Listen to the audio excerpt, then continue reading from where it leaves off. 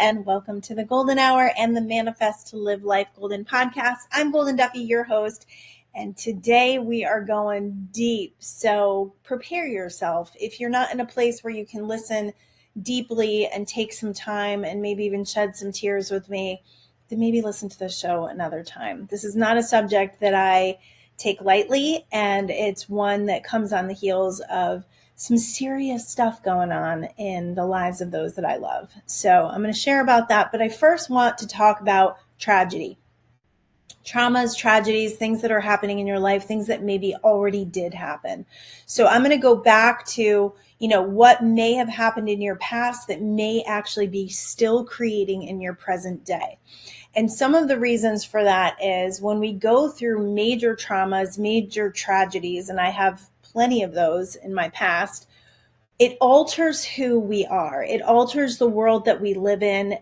We make new assumptions, we make new judgments, we make new perceptions based on what the world has now given us evidence of. So if you have had anyone die suddenly in your life through an accident or an illness or a heart attack or any of that stuff, if you've had someone where you feel like they've literally been ripped out of your life, that will leave you in a place of feeling, deep sadness, deep grief. And many times when you're going through it, you do what you need to do just to get through it. And oftentimes, I would say probably maybe even like 99.9% of the time, we're not really letting ourselves feel it to the fullest capacity, because if we do, we feel it's almost like our spirit protects our human side, because we just won't. We just can't.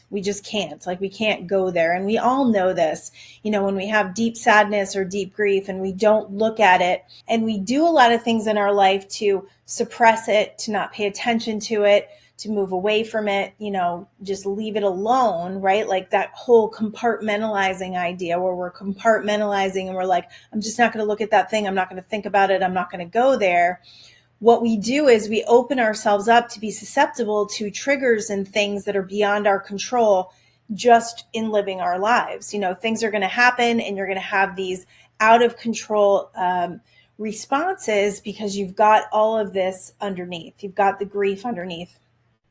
And one of the ways that grief shows up big time is in the lungs. That's where grief is. So if you have respiratory problems, if you've been having lung problems, if you have a cough, it could be suppressed grief, grief that you have not been able to fully feel, heal, and deal with. One of the other things that happens when we're faced with tragedy, especially these things that are sudden in our lives, is it rocks the foundation of our faith, and it makes us feel very insecure about the relationships and the people that we have. So it can create a lot of fear. It can create a lot of unnecessary fear, and it can create fear that makes us manifest more of these things happening in our life, or just really steal the joy of the present moment and what we're going through. And I will say, I know 100%, 100,000% of the time, the people who have passed on, which I don't really believe in death. I really do believe that we all go back into the stream of pure stream of consciousness.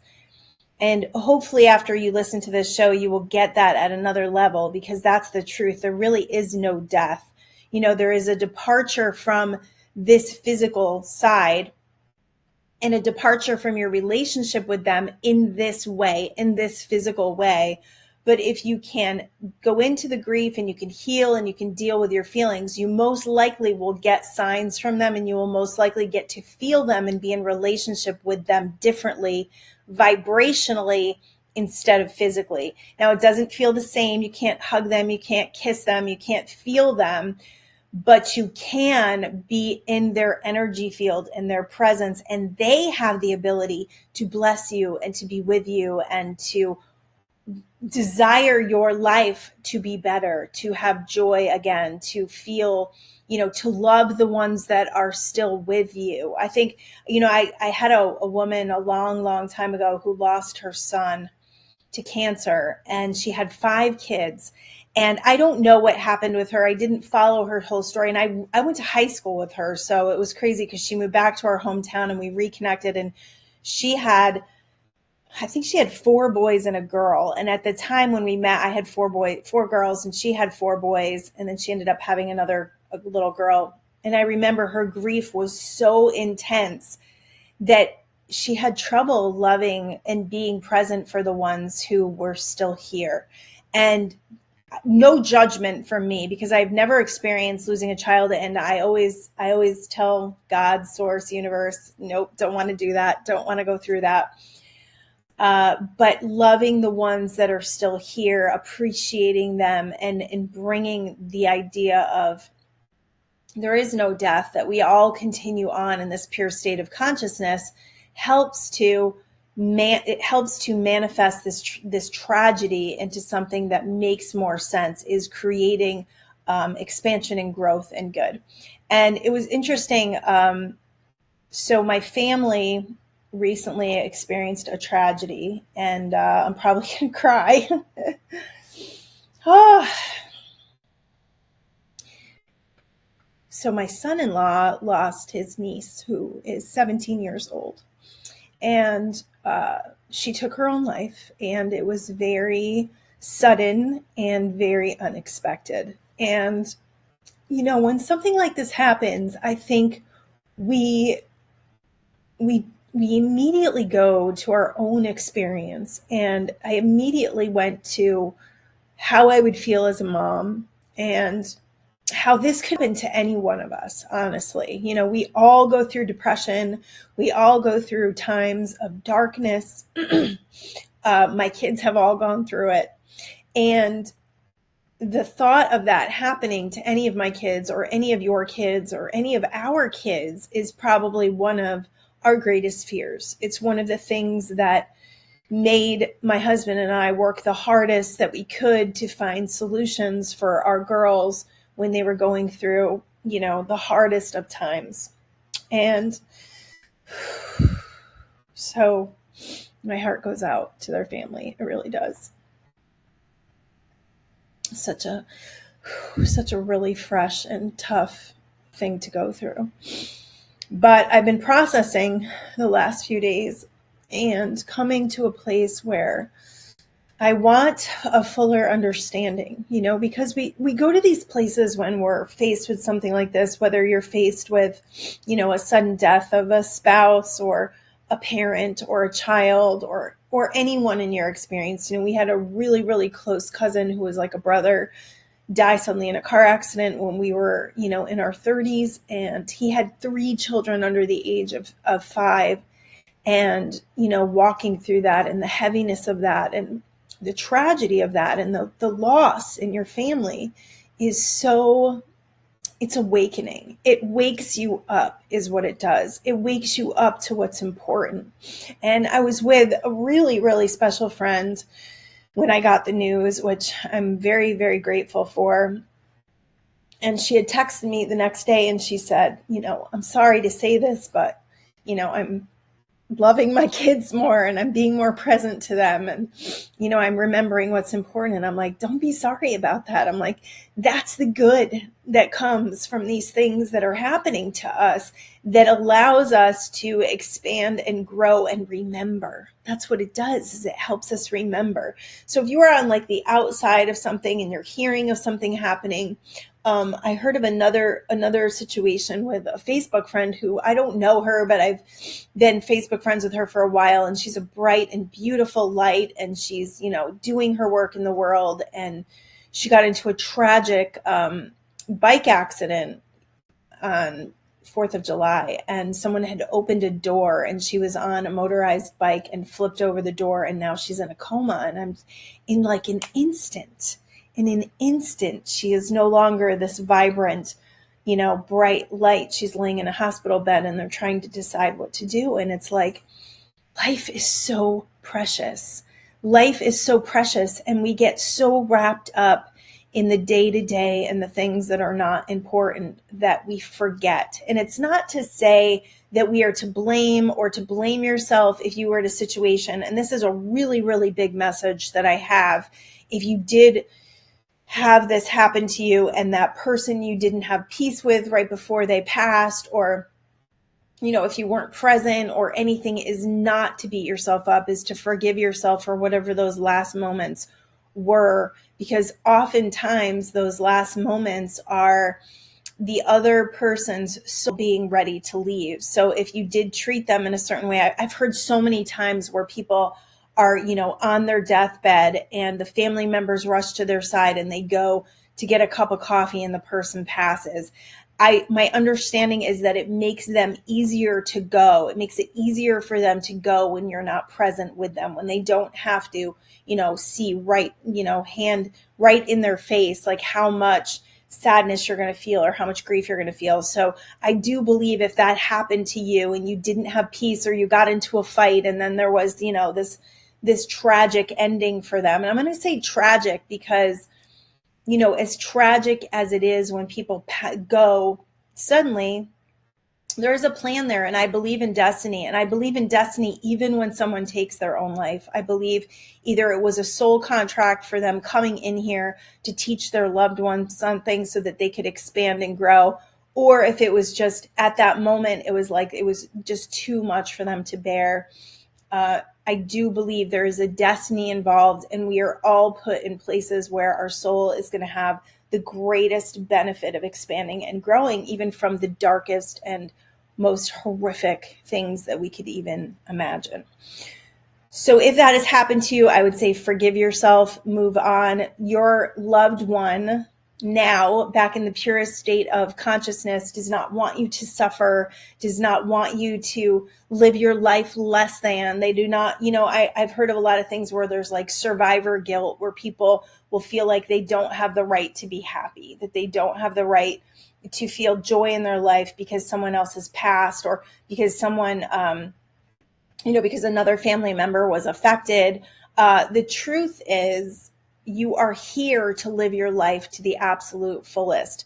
And as that trauma has happened to you and you are expanding and growing through it, if you have decided in that path, and we have free will, so we can do this however we like, but if you have decided in that moment of that tragedy, I cannot process this. I'm sad.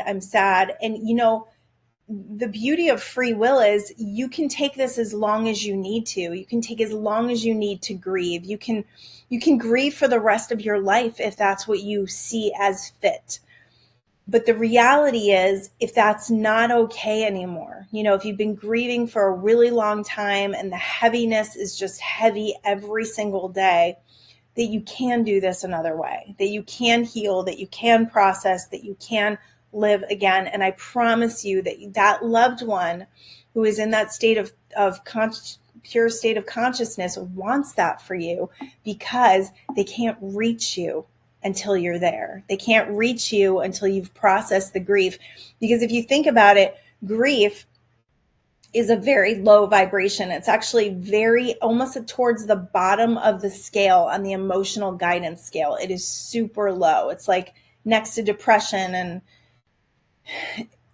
if you see grief that way and understand that it's a low frequency, your loved one is in this higher state of consciousness. They're way up here. So you're not going to be able to connect with them. So if you want to connect, and that's one of the other ways that we truly awaken, is when we do have this happen. When our cousin died, we were extremely involved because he was our best friend. His wife was my best friend. We did everything together, holidays, date nights, the whole thing. So when this happened, we basically moved in with his wife. She moved in with us. We just started to try to help her get through this and take care of her kids. Stood by her side. We had an 8-hour wake, and I just stood by her side the whole time. And the reality of that feeling, that loss, I was visited by him many times. And I don't call myself a medium. I don't ever say I can do that, because I'm not sure that that's even something that I desire. But he came to me several times, and we had a couple of weeks, a couple of months of really intense sadness and grief. And then my husband and I had a trip to Ireland that we had already planned. And when we went to Ireland, he came to me and I saw him. Like, I saw a vision of him, and he told me where he was, and he told me that he was in the sunshine, and it was just a beautiful experience. And I realized then that even though he's not in the physical experience, that he is all around us, and that he was, overseeing and being part of our physical experience, even though he wasn't in the physical experience anymore. So you will feel them and they will give you signs. But if you are too deeply, dark in your grief, too deep, too, it's neural pathways. Like, if you're too much in the neural pathways of I'm sad, I have a loss, this was the love of my life. And please there's no judgment here, because I have not experienced it to that level. I think that person, my cousin, which is my husband's cousin, but he was my cousin forever. And I had a very close aunt who died of cancer. Those two deaths completely changed my life. Like, I didn't feel like life would ever be the same. And that level of experience lends us to understanding what life is really about and how precious it is, and how, we never know. We absolutely never know. And I don't say we never know in a way to create fear in you. I say we never know to create some sort of, not urgency, but some sort of awareness of the preciousness of it all, and to really get the most out of each moment. Because even though, I'm not on the other side, and I have not visited the other side, we have a lot of people that have had near-death experiences that have gone to the other side. There's a level that I understand that is beyond this physical experience. And my next book, there's a lot about that, because I had some messages come through dreams, and I had some deeper understanding of just the preciousness of life, and what we are here, and the ability we have to get the most out of our life experiences. So if you've been holding yourself in a place, if you haven't been letting yourself feel, if you haven't been letting yourself deal, if you've been drinking a lot, or doing a lot of drugs, or shopping a lot, or just living through some addictions to try to, in an effort to not feel that hole that you think is inside of you, that is like the black hole, like you'll never come back from it, I would implore you to start going within, and at least start with a meditation practice where you start quieting your mind and you start to connect. And when we connect to higher mind, higher consciousness, that state of alpha where we go when we meditate and we quiet our minds, it's not going to be this life shattering, you could experience a lot of sadness and grief, and you could need some time to cry. And, crying is one of the best things we can do. It's one of the best releases that we have the ability to do as humans, to allow us to let go of emotions, to get emotions out of our body and to release them and to heal. You can work with someone on this too. You can do hypnotherapy. You can do energy release sessions. I still have one.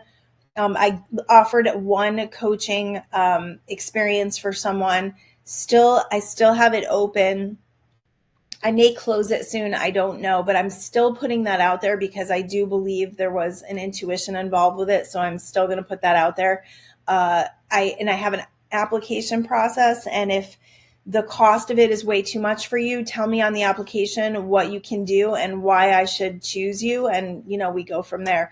But I don't necessarily want to spend my life coaching. And that's why I've only offered one experience for someone. So we come back to the traumas and tragedies of life, and how we can perceive them in a different way to allow us to get the fullest experience out of it, to allow us to get the most expansion and growth, and to no longer be in a place where we are cut off. I heard a thing the other day that depression is cutting yourself off from source, universe. So when people are seriously down, especially when they take their own life, they couldn't find the connection again. There was so much darkness that they couldn't find the connection again. And I will preface this with saying that, take this for what it is. I'm not a doctor, but what I've seen with the medical profession and what they are prescribing for these young kids and for adults and the like, they are causing more problems than they are creating good. And I did a lot of research for my two girls when they were going through a really hard time. I have two girls that went through massive eating disorders. One who was at 95 pounds. I mean, it was really scary. And we spent tens of thousands of dollars on naturopath doctors and hypnotherapy and all sorts of different modalities because the medications, my understanding, had this, these side effects that were just more than we wanted to chance. And if you do have a child or if you are yourself on medications and it is working for you, that's great. I don't diss that if it's working for you. But if it's not working for you and if it's not working for your child, start researching other modalities, natural modalities that you can go down the path to find another way. Also email me because I do have some things that I have researched that I have found out about that aren't necessarily mainstream. So you can email me at livelifegolden@gmail if you have an adolescent, a teenager, or yourself are going through massive depression. I think right now what I'm going to do is I'm going to create a regimen for depression to help people to navigate it better than we have been doing. So it'll be, a 5-step process in your day to start moving towards a better feeling thought, a better feeling energy, and to release these. And I'll include some guided meditations and different things that you can do to get yourself on a stronger, higher neural pathway path. But in that medication realm, one thing that my daughter said to me, because it was like, you get to the point where you just want to do whatever you can to save whoever is experiencing this because it's so bad and it's so scary and you're just like, just give them a pill and fix this. You just want to fix it, especially when it comes to your kids. You just want to fix it. So then, you listen to doctors. And what happened with us is my daughter had told me that a lot of kids were on these antidepressants and they weren't getting better. They were getting worse. And she said, I don't want to go down that road because I'm seeing them get worse, or they're not themselves. They're losing part of their personalities. And so that's why we never went down that road. If you have gone down that road, or if you're considering going down that road, I would just say do your research and keep a very open line of communication open with your child to see what they're really going through.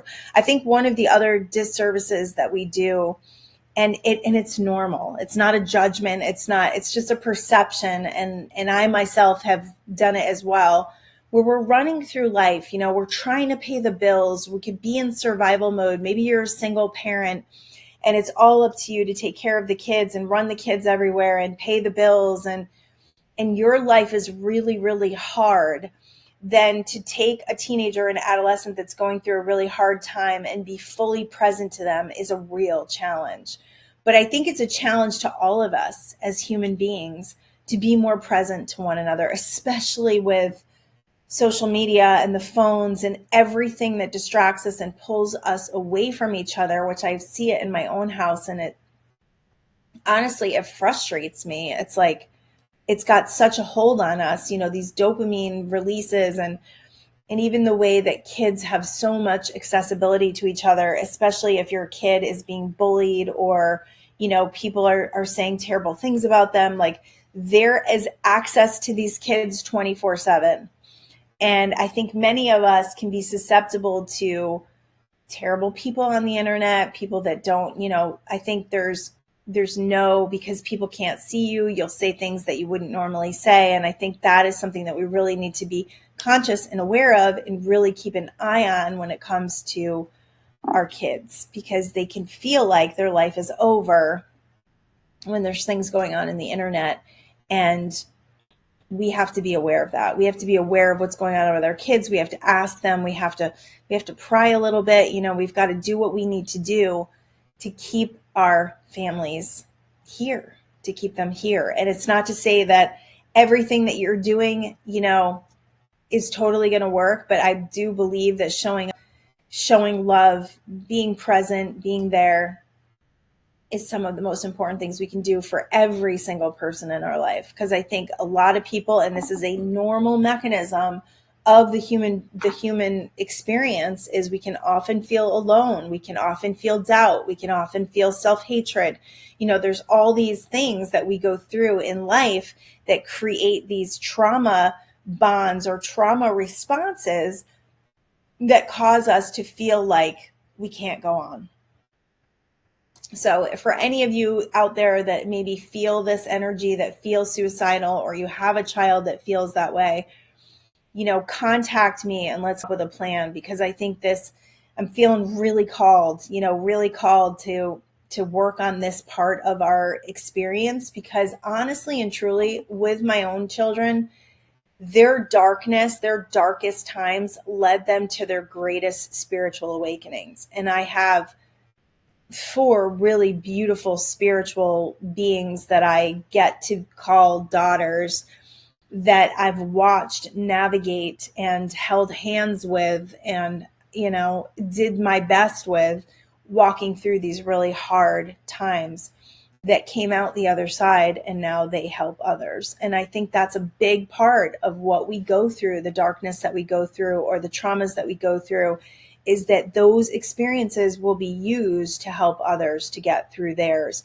But we can't really do that. We can't really be of service if we're still in the trauma, if we're still in the grief. If it's been 2 years or 10 years or 20 years and you're still feeling heavy and you're still feeling depressed and you're still feeling sad, yes, that's your experience. And I would never take that away from you, because that's what you're choosing. That's what you've decided for yourself. Now is your life.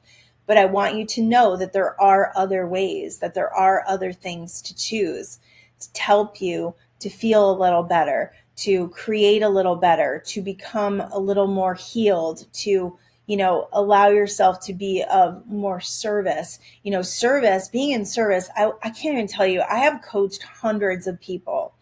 And when I say coaching, it's not necessarily coaching more than it was like trauma work, like energy release work, really deep traumatics. I have heard so many things, like so many just tragic and awful things that people have lived through, and helped them to release it and find new perceptions, find new ways of finding the gifts in it.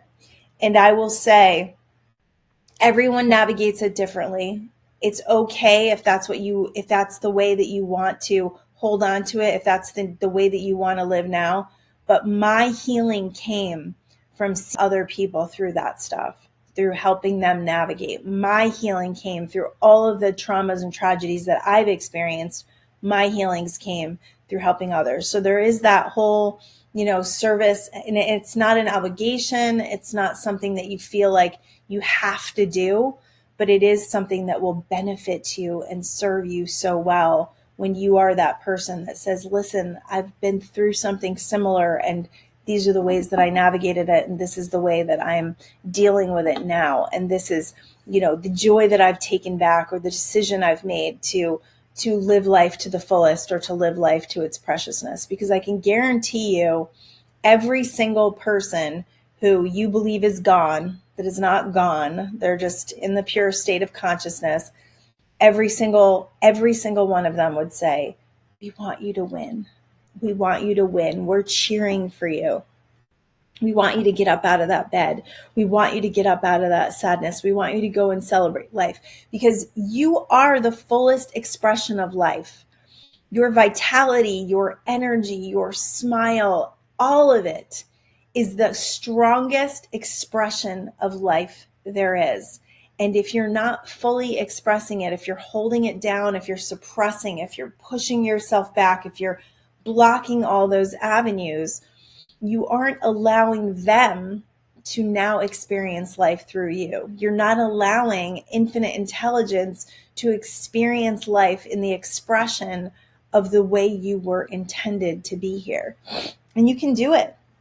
You can do it any way you want. It really just takes a decision, and then it takes steps every day to decide how you want to live life and how you want to feel. And this is not discounting your experience. If you lost someone super, and I don't like the word lost because they aren't lost. If someone crossed over that is really close to you, that takes time. That takes time. And if you're seeing people in their lives who have been affected, if it's a child who lost a parent, or if it's, someone who lost a spouse, or a parent who lost a child, which is just it's so devastating. It really is. I don't discount that whatsoever. But to look at it from a place of expansion and growth and say, and let me tell you, I have not had an easy time with this one the last few days. It's been a lot of processing. But if you can take yourself to that place of remembering, right? I'm sure that I have, some of this unexpressed grief that came on the heels of all the fears I felt for my kids, all the times that I was up all night thinking about them, the incredible diligent work that I did to try to not disconnect, but to detach myself from their experience. So this is interesting. When my daughter was going through her hardest time and she was not eating food, and I was so upset. I had so many signs. I had so many miracles happening. And I met this woman, and she was like a life coach, and there are no accidents. I sat next to her at this little seminar thing that I went to, and she connected with me, and she just kept wanting to talk to me, and she didn't charge me money. And she just really walked me through this. And her daughter was in the hospital at one point and had attempted suicide. And she was talking to me about detachment. And I was like, how do you detach? Like, this is my baby. I'm watching my baby do this. And how do you detach? And she said, walking through her problems with her and being in the problem and being devastated and being desperate is not helping her. And I want to get that message through to you today, that you cannot be sad enough to help other people not feel sad. You cannot feel sorry enough for people to not feel sorry. You can't have enough compassion to change the situation for anyone. And I remember when the Sandy Hook tragedy took place, which was the town that I grew up in. I knew a lot of first responders. I knew people that passed away. Little kids that they had passed on, and I didn't know anyone directly, but it directly affected me, like all of us. Like, it was just so close to home. I had elementary schoolers. I was in fear of sending them to school. I was in fear of our world. I mean, it brought up so much for all of us. And I remember a friend of mine saying, and he channels, and he said to me, you cannot put yourself in the shoes of those parents, because they are being given special graces. They are being given information. They are being given miracles. They are being given what they need to navigate this. And you don't have that. So by being so sad and being so upset and just trying to feel what they're feeling, right? Because that's what we do as humans. We like go, oh my God, I would just, I don't know if I could carry on, right? We don't know, because we're not in that direct position. So trying to feel like they would feel and feeling sorry for them does not help the situation. It actually takes away from the situation. So what really helps any situation, those things that you hear on the news, or those friends that are, Facebook friends, or, the things that don't directly affect you. This directly affects me because it's my daughter's niece. But like the things that don't directly affect you, that you try to take on and be sad about, doesn't help the situation. So one of the biggest things that I did when my daughter was going through this is I stopped seeing her as sick, and I stopped treating her as sick, because we were tuning into the frequency so much. We were talking about it constantly. We were identifying with it constantly. And of course, like, we're trying to find the solution, but we were so in the problem. I was up for probably a month or two straight where I didn't sleep past 3 a.m. because I couldn't stop thinking about it. What ended up happening was we found some really wonderful naturopath doctors that gave my daughters not just the health support and the supplements, but more just like the love and support that they needed. And then they connected me with a hypnotherapist that really helped my daughter to separate the voice, that evil voice that tells you not to eat food. And that started to heal her. And as I was backing away from it, she was starting to find the solutions, and I started to see her as healthy. I started to see her as beautiful and healthy. And I will tell you, we went to the beach with my two girls the other night, and it was so, both my husband and I were so happy and relieved and appreciative that they had come through these really, really challenging experiences. And they are both just these incredibly spiritual and bright lights. So it happens, but we have to navigate these spiritual dark times, these times when, they call it the dark night of the soul. And we have to help those that are going through it without diving into it with them. Because if we're in the hole with them, we aren't on the outside, making an effort to help pull them out.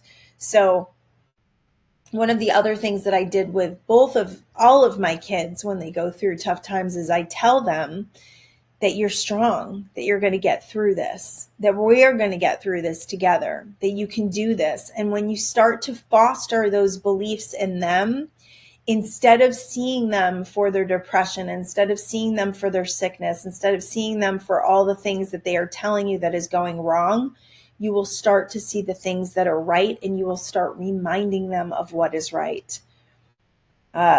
Big things that we did when we were going through this, and this will be part of this little program I'm going to put together, this little regimen I'm going to put together. I keep getting this like regimen. I'm just getting like a regimen. Like we need to put a regimen together. Big things that we did was we went in nature. We laid on the ground. That is huge. Grounding is so huge because grounding helps you to get back to who you are. It helps you to disconnect from these electronics that are making us forget who we are and who are depleting our dopamine. And it brings us back to that frequency of the earth. Please watch the Earthing movie on Netflix. It's such an important movie to watch. It's just incredible research that they've done, and they're having so much success in so many ways with so many people in healing. We actually have an earthing mat on our bed that we put on about a couple of months ago. And I will say we have less pain in our body and we both sleep better. So I will be a full advocate for the earthing mats that you put under your sheets. You do need to get like 100% cotton sheets so that it can come through. But getting your feet on the ground every day. And I had a realization recently when I was at the beach and I had my feet in the ground for probably an hour, hour and a half, 2 hours. And I had had a headache before then. I had some neck pain before then. And I realized just sitting on the beach completely made it go away. So that frequency of the earth is so important. Music, really high vibration music. If you have a teenager or an adolescent who constantly has earbuds in, and they're listening to low vibration music, they may think that they love it, but it's tuning them into a frequency of depression.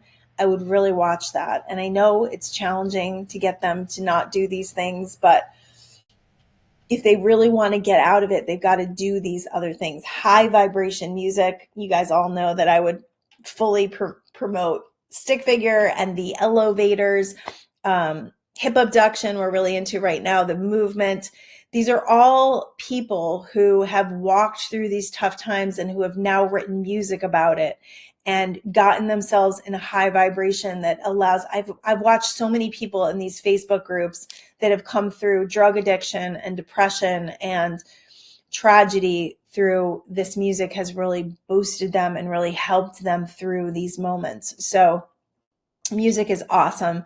Connection is awesome. I know a lot of times it's hard with teenagers, but if you can get them talking, man, did we talk a lot. We had a lot of communication. I wanted to know, what they were going through and how they felt. And I felt like that communication really helped them to not feel like they were alone. Hugs. Good Lord, we need to hug more. I'm hugging my kids so much more these last couple of days. And we're big huggers anyways. We hug and tell each other we love each other pretty much every time we see each other. Even if somebody's been upstairs for a little while and they come downstairs, there's always that love and that hug available. But I realized, the other day my daughter was leaving and I was on the chair and, on my phone. And she came over and she kind of hugged me while I was sitting. And I was like, no, let me give you a proper hug. And I put everything down and gave her a big hug. We need to hug more because that is our human connection. That is what really makes us feel connected to one another, looking in each other's eyes when we're speaking, really listening. I think as a mom, it's challenging to really listen to our kids, especially if they are, big complainers or they've got a lot of problems all the time. We can start to feel like it's really detrimental to our own well-being, and we can start to kind of tune it out or close them off. It's important to listen. It's really important to be there for them to feel like they're not alone. If you are coming through a newest trauma, something that, recently happened that's really affecting you, the greatest advice that I can give you is to let yourself feel. Let yourself feel, because, and especially if it's somebody, if you don't need the time to process, because if you're like, I can't right now, then that's okay. Then that's what you need to do. I remember talking to a woman who lost her mom, and it was during all the COVID stuff, and she was pretty involved in the politics of COVID. And I remember her telling me how it was a great distraction, even though it was like not a positive thing. It was a distraction. And she said, maybe I shouldn't be doing that. And I said, you're just doing what you need to do right now. You're doing your best, and that's okay. And you can process this out later when you feel like you have the capacity to deal with it. Our soul always has the capacity to deal with it. Our humanness doesn't always have the capacity to want to deal with something in its fullest. It can feel like it's too painful. But if you have that belief around something that happened 10, 20 years ago, and you're still suppressing, and you're still drinking, and you're still taking drugs, and you're still, not paying attention to it, and you're still running through life trying to ignore it, you won't live to your fullest capacity.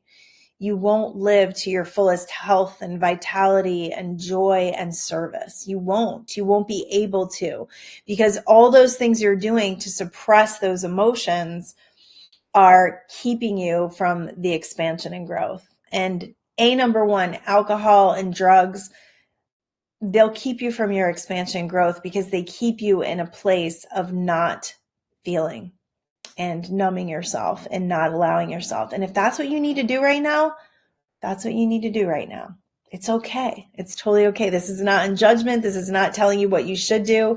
This is just a very gentle reminder that you have the ability to heal, that you have the ability to decide different, and that you have a non-physical team that is supporting you, loving you, guiding you, and excited for you to take the next steps in your life to improve it, to make it better, to make it more than you have allowed it to be since that thing happened. That's it. I send you love. I send you strength. I send you light. I send you understanding and compassion, because walking through these things, especially these sudden, very young, unexpected traumas that happen, they are the fabric of expansion and growth for us. They are the fabric. They are what makes us wake up to what's real, to what's truly real in life, to what really matters, to get off this hamster wheel of survival and making money and paying bills and the misery of that. It makes you get off that train, and it makes you look at your life and go, okay, what do I want life to be? What do I really want life to be? Do I want to waste time on those things anymore? Do I want to, not communicate with the people that I love because I'm too busy? Do I want to just work all the time?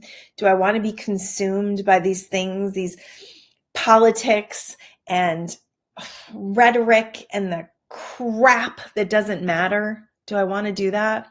Do I want to take medication or alcohol or drugs to numb me to my feelings so that my spiritual growth doesn't have this huge capacity and ability to grow. Oh, 1 second. I'm telling you. Right? So it's our choice. We get to choose.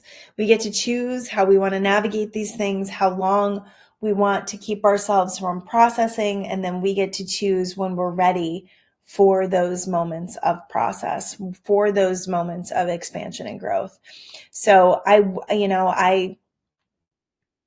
reach out to every one of you and give you this this incredible hug of love and light and support for whatever you're walking through, and a deeper, more meaningful understanding.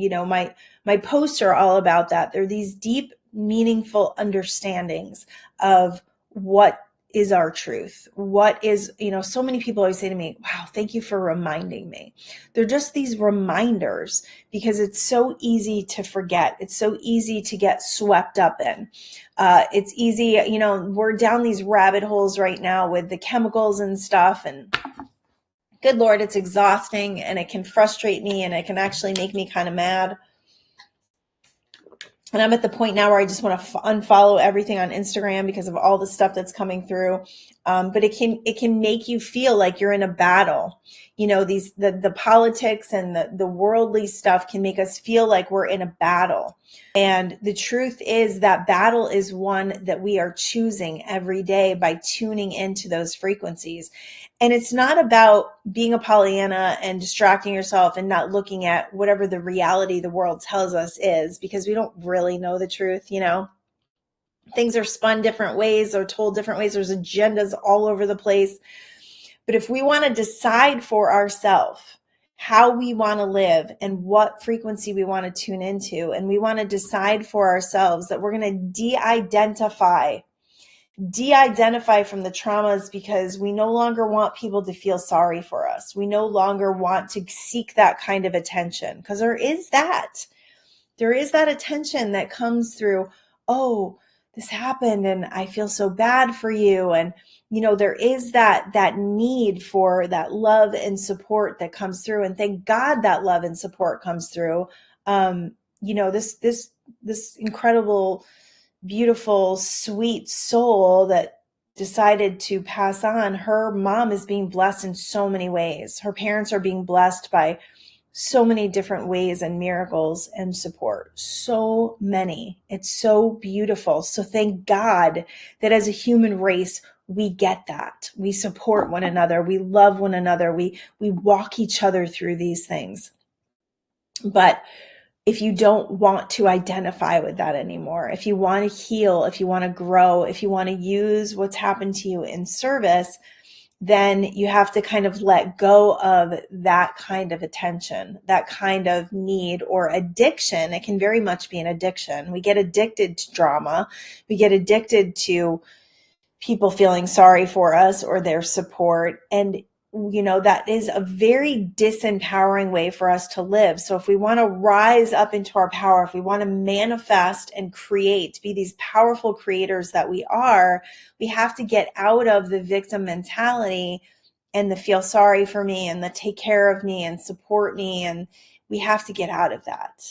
And if you're not ready to do that, that's okay. But when you are ready to do that, which hopefully you will be, you will see that living life from your own power, from your own empowerment, and through, helping others through their stuff is way more beneficial than staying stuck in the drama and the trauma. It really is. It's way more beneficial. So I've got a few more minutes. I would really like to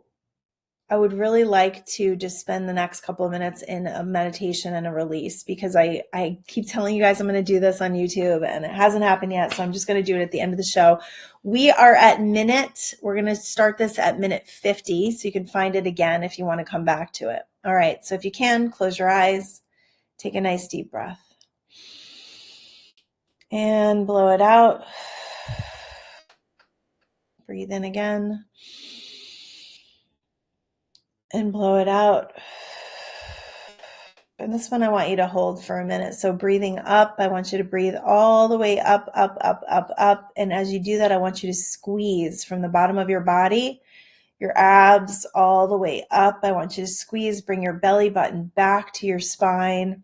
Hold that breath and push it out to the top right here where your third eye is.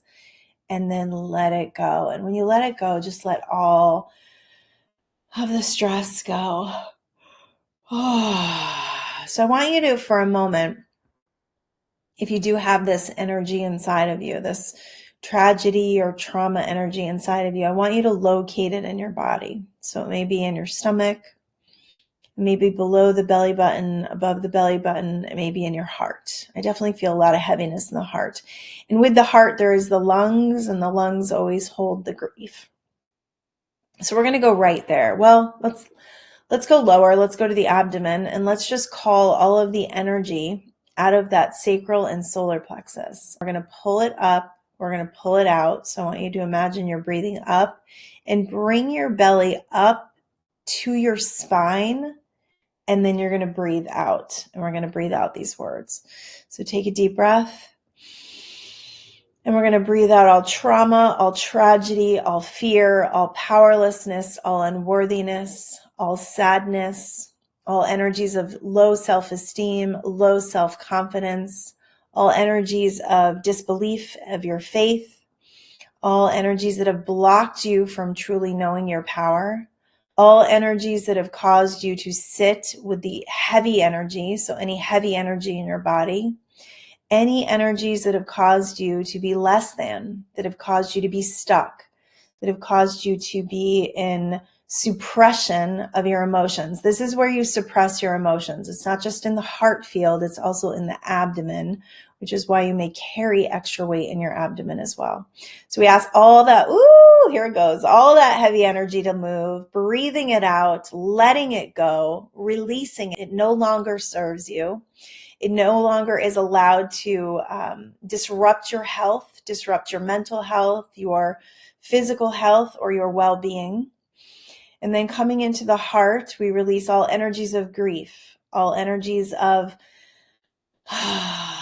anger, resentment, all energies of injustice, feeling like this shouldn't have happened, all energies of self-loathing or beating yourself up, unforgiveness of yourself, releasing all unforgiveness of others, all the energies of anger and resentment for those who have left. Yeah, release that. That doesn't help you connect with them. And it doesn't help you to process or expand and grow. So releasing all energies of unforgiveness, resentment, anger, grief, sadness, fear, let it all go. Yeah, take a deep, deep breath and let it all go from the bottom of your body.